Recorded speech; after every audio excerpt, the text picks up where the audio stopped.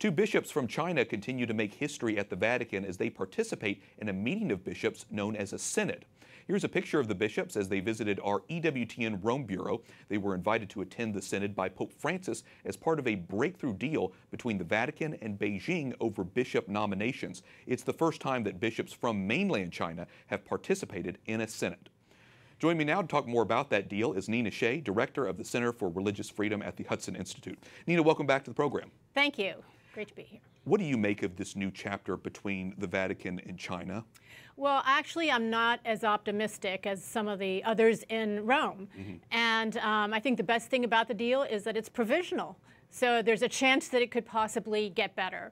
But I don't see that on the horizon right now. I'm very worried because the Pope has talked about a unified church, that he hopes that that will achieve a unified church, this deal. And I'm more with former cardinals, and that it's actually a bigger birdcage that everybody is being put into, that the underground church will be forced into this new government structure. The Pope hopes to be able to appoint, in fact, he told America Magazine today, the Jesuit magazine, that Rome is going to appoint the bishops, that the Pope will appoint the bishops. Now, this is quite different than what we heard before, that he only gets a veto, and that the appointments will be done by the Chinese government, Communist Party, actually. So these are, and then there was no concessions for the disappeared and imprisoned priests and bishops. Bishop Su disappeared in the late 90s, has not been seen since. Why didn't they ask for information for him? So there's a lot there that's still on the table. The director of the Holy See Press Office, Greg Burke, says, quote, "The objective of the accord is not political, but pastoral." So I guess, is there some good that comes out of this? Well, you know, they talk about this recognizes the Pope as the head of the Roman Catholic Church. I see it as more a figurehead.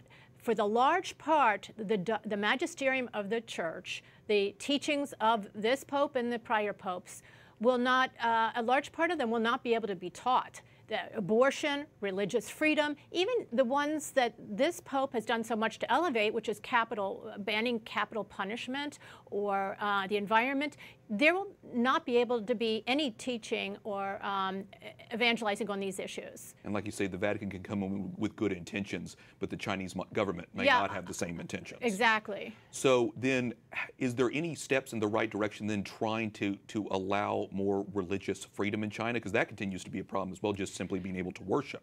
Yes, there has been worship allowed up until now, and there are patriotic churches that have bishops that have been recognized. The majority were recognized, 110 or so out of 115 recognized by both parties, by both the Vatican and by the Pope and the Beijing.